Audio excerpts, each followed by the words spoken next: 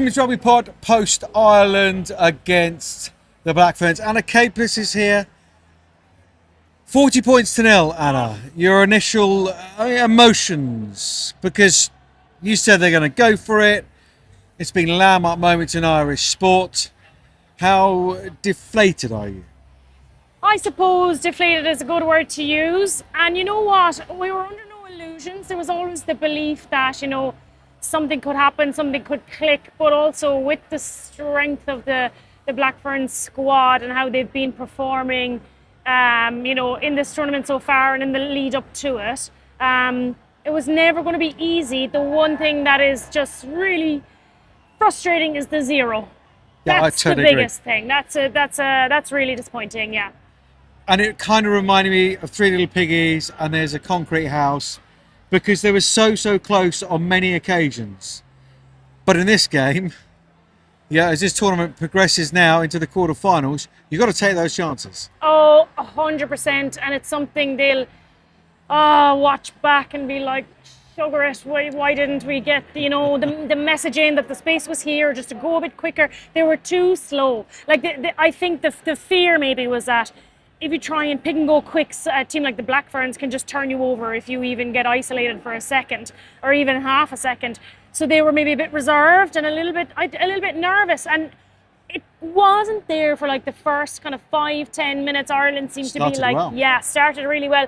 I think that they froze up a little bit when the Black Ferns put on their attack, and it seemed to just not really wear off, and they just got into the 22. How many times were we looking at Ireland like they're so close, kind of like the whole stadium, because there's so many green jerseys here on the edge of their seats ready to celebrate, and 2 seconds later we're back on the other 22 on the other end. So that's the biggest disappointment. The loss, whatever, because next week exists anyway.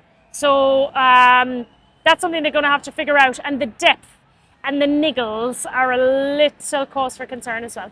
Yeah, Stacey Flood, ankle injury, we believe, and then Tricky Adele McMahon came off as well. We're not quite sure what's there. But in that back row that's already missing 3 players, you can't afford to have any more injuries as you go into what is going to be a really, really tough contest against France. Yeah, and they weren't the only players either. There was, a moment where Grace Moore stayed down. I wonder if Sam Monaghan was kind of trying to hide a bit of a knock, or I was just nervous that we might also, and we were so close to kind of towing the line with losing someone like Eve Higgins or Aoife Dalton, or Dan O'Brien. What do we do then? I really felt like we might have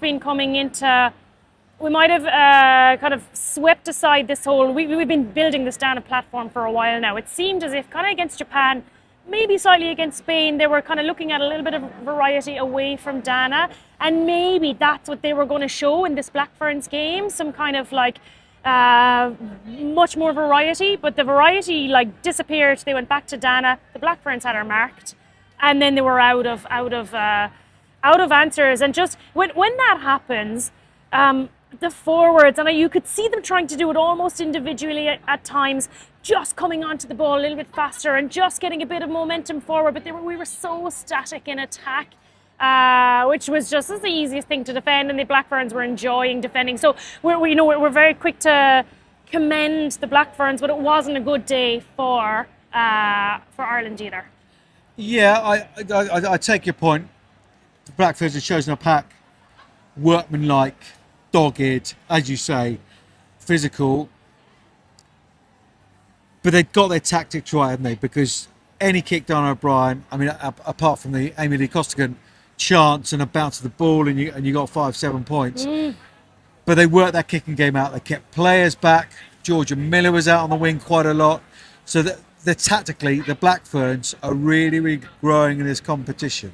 But it's a testament to this rivalry that the Black Ferns arrived to this game fully clued in, because of that respect that Ireland have earned Great. there. Yep. So, you know, we look at England and Canada, who kind of had their own problems and things.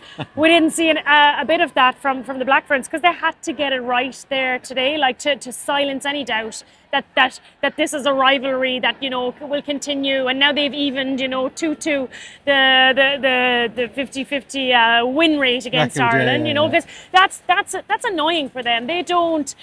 You know, and you don't blame them either. Ireland weren't even at the last World Cup, you know, and they don't want to be put in the same bracket as Ireland. They want to be put in the bracket with England, and they're probably frustrated that Canada is really putting their hand up there as well. And it's going to be a really interesting course down the line.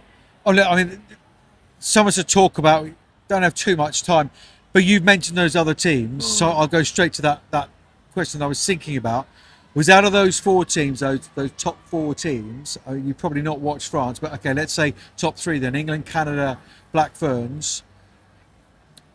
Who's looked the best? But also, as you know, I love talking about it because it's just so important. Up here, who's won this weekend psychologically? Oh, the Black Ferns for sure. By a mile.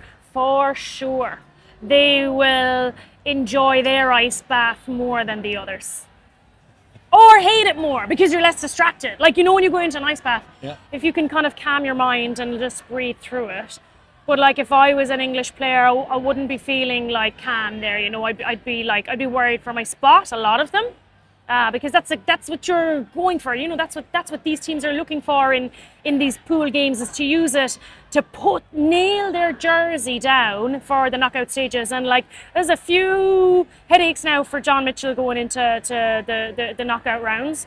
Then Canada, like, they grew into the game, so they're probably less worried than England. But mentally up here, Black Ferns this weekend belongs to them. Let's stay with them because at times they were the Black Ferns of old, and I spoke to Stacey Wacker. That was the moment of the game for me, that pass. The drift outside, Yes. in between two defenders, the pass out the back. Exceptional piece of skill. But I spoke to her this week about the combination in that squad of the likes of her, the more experienced. She thought that was kind of a way of describing the older players. But there's these youngsters as well. Braxton Sorensen-McGee, Georgia Miller, who are showing up in this World Cup like they're playing a club game in Auckland. Yeah, I completely agree. But if you look at, like, you know, the Ireland and New Zealand team, like, side by side, there actually isn't a massive difference in like cap numbers. Yeah, like, okay. you know, the kind of most experience is around 50, and then Yeah. like all your kind of, you know, ones who are seem to have been around for ages are only around 20 caps. Whereas then you've got England, they're in like 60, 70 to 80 caps, and then like the least experienced, even though you've got someone like Sadia Kabea, they're only around 20 caps, you know. So it's really interesting dynamic. But the thing about those young players, there's kind of this like blissful naivety of like, I don't care that this is a World Cup, like, just give me the ball, like, you know. And that's a really lovely thing about having young, capable players in your squad, but then having the leaders there to buoy them up and to help them with decision making and to help them with, like, you know, calm down. It is only a game of rugby at the end of the day, and maybe they help each other on that spectrum as well, you know. So it's a joy to watch. My God, like Sorensen-McGee, as if they needed any other superstar. Come on, come on. Just another winger. Yes, you got Portia Woodcliffe. What's another surname? Oh my God. Portia Whitcliffe. Portia Woodman Whitcliffe. Yeah, Portia that's Woodman Whitcliffe. Yeah. Sorry, I thought you I were. was talking about. And I mean, again, double-barreled. Sorensen McGee on the other wing. I mean, wonderful combinations, as you say. That ability to finish today, and we saw the last try was end to end, literally from right behind their own try line. But for me today, the standout bit of the Black Ferns was their physicality. I thought that went up about another 4 notches today. I mean, Ireland, credit to them, they kept running, kept trying to be physical, kept trying to get through. There was no way through. And that physicality is not something we've particularly seen from them, certainly this World Cup, if not the last sort of 6-12 months. Yeah. There's a question in there somewhere. No, there is, but I understand what you're getting at there. Like, how could that really was the big difference? But why is it missing so massively from Ireland? Because they are capable of it being a physical side. I just felt like they were so static that it didn't matter. Like if the ball is coming into your hands when you're standing still and the defence is moving forward, you will never win that battle. You have to take, and Australia figured that out last night on the fly. They were really static and England were getting up in it. And they changed that on the move. I was like dying for Ireland to come out in the second half and have figured that out. Like just take the ball moving. So even if you get tackled, it's either at the gain line or you're falling over the gain line. But because as soon as the ball leaves, the defender can leave, and they're arriving at the same time. And credit to outstanding New Zealand defence anyway. I just thought the static, and maybe that came from a bit of fear. I think they went into their shells a little bit. Agreed. because you need to be super confident to come on at speed to those balls in your catch pass and in your skills. And I just felt like that disappeared. They got scared, I felt, and they started both halves seemingly have forgotten that fear. And then as soon as Black Ferns did anything, they went back into their shells a little bit. Yeah. When Ireland failed to convert, you could see the sort of confidence drain. Yes. And then New Zealand would go down the other end and capitalise, and then you've got youngsters, 18-year-olds, running in tries from sort of 80 odd metres in. So you're Scott Beamond, and you're going to have a glass of whiskey or whatever tonight, Irish. No doubt. Thank you. He's more of a lager man, probably, I think, a Leicestershire boy. Okay. Anyway, come tomorrow morning, what's at the top of his list to get right for that quarter-final? They've got to that front up battle, because let's face it here, if whoever we're playing next weekend defends the same way as Black Ferns did today, i.e. shutting Dan O'Brien down, shutting down Ireland's biggest attacking threat, which is the platform that Dan O'Brien creates and the territory she wins with her boot. If that is shut down, what do you need? And that is the front up physicality from the forwards. Yep. So that's strange, because you can't just beast them in training this week. It's a mindset thing. So a lot of video homework, a lot of maybe work against bags, like high intensity, really short, and then it's done, and focusing on yourself in terms of like, how does this feel running onto the ball going forward, and like, can you use some tip-on options or a little variety? Like for Japan, they use really nice options around that carrying pod. We didn't see any of that today. I think they tried a few tip-ons, and what was happening was they were just getting punched back because there was no just that confidence in the speed coming onto the ball. That's what I'd be working on in a really soft environment, but getting the mentality of like, just coming on at pace to the ball. Apart from that, the line out was good. Yeah. The scrum was good. Yeah. I think that's boxed off. You got recovery on your hands here now, and you got to fix the mindset that lads, okay, whatever. This ain't over. No. This is not over, and we have a huge opportunity next week to kind of forget about this, but also take the learnings from it. Like just that. Let's say that. Like I know Sam Monaghan, Del McMahon, they're going to be like furious with that front up battle. Like just give it to them. Like, girls, what do you want to see? What would you have felt would have helped you on the field there?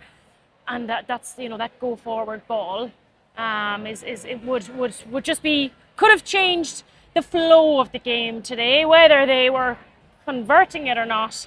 Because the thing about patience is, so let's say you ask them to be a little bit more patient in the 22, you're then giving time to the New Zealand defence. Let's say you ask Ireland to go a little bit faster in the 22, you're then risking becoming unlinked from the rest of your attack. So it's a really fine line there, just kind of not being afraid now next week. It doesn't matter who it is, because today wasn't do or die. Next week is do or die. Absolutely. Now, New Zealand going into, we reckon, sort of South Africa, they've got to look at their penalty count, haven't they? Yeah. I mean, that would be, again, I suspect for Alan Bunting, that's going to be top of his list. Sure. And that's a couple of weeks in a row now. Yeah, it's true. And as well, the personal responsibility of those penalties, like why is that happening? No one's giving away a penalty thinking I'm not hands in the air, like, sorry, it wasn't me. Like, the kind of the competition there is so fierce that if you're making those errors, it can be really costly for you personally. So, look, in conclusion, 40 points to nil, but Ireland and New Zealand both go through. New Zealand top that pool. We would just say Sarah Cox, 50th Test match today. Well done to her in the Japan game. And the other thing I just wanted to mark, lovely bow in your hair. Thank you. Why? As difficult as this campaign has been for Wales as a whole, I just loved the Georgia Evans story, and we saw it this weekend that Wales have been, they've been going through so much, and they're in this transition and all these difficulties. And one of their standout players, might I add, who's just a fierce competitor, plays so well. Georgia Evans, and she wears pink bows in her hair, and I just find it such a symbol of where the game is at the moment. People are finding less and less to complain about rugby wise, so they'll find anything Just else. a little ribbon, yeah. Oh yeah, and they're taking jibes at her for wearing pink ribbons in her hair, and she came out publicly and said I actually don't care. This is me, and and the one thing about this tournament is the celebration of the individuality of the players and then the teams. How wonderful has that been? And all the girls that were there yesterday at that Wales game, I bet some of those young boys and girls, they didn't even care if Wales were winning or losing. They got to meet the players, they got to have a big day out, they got to wear the pink bows in their hair. There's so many fans, players, all the Welsh girls as well joining in wearing bows in their hair to actually just send them a message say whatever you want, we'll wear our bows and we'll just keep working hard at getting better, playing hard, whatever. Yeah, couldn't agree more. Georgia, we're right behind you, as ever. Look, wait till you see Samoa saying goodbye to this tournament. You'll be in tears again. No. Oh, yeah, no. I know. Oh, goodness. Anyway, Brighton, thank you very, very much. New Zealand and Ireland through to the quarterfinals, and I will see you soon. Bye.